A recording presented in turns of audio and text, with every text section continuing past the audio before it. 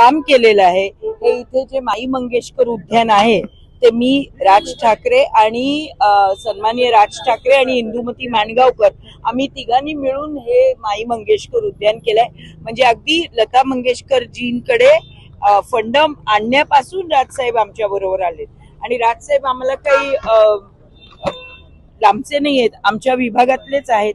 आणि मी नगरसेविका असताना सुद्धा कितीतरी वेळा ते मला फोन करायचे, युती नव्हती तरी मी सुद्धा त्यांच्या कॉन्टॅक्ट मध्ये होते।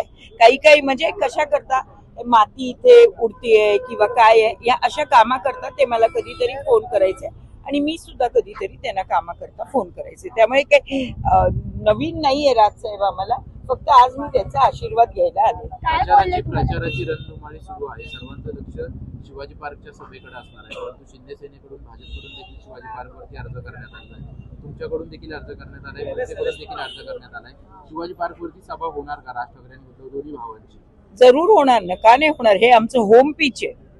म्हणजे मी इकडची उमेदवार असली तरी गेले अनेक वर्ष पहिली सभा कुठच्या पक्षाची या शिवतीर्थावर झाली आहे। 66 सालापासून आमच्या इथे सभा होत आहेत आणि आता यापुढेही होत राहतील। त्यामुळे परवानगी आता परवानगी मिळणार नाही असं नाही, काही राजकारण केलं तर कल्पना नाहीये, पण मला असं वाटतं समोरची लोक सुज्ञ आहेत, त्यांना माहिती आहे की आपल्याला परवानगी द्यायला पाहिजे।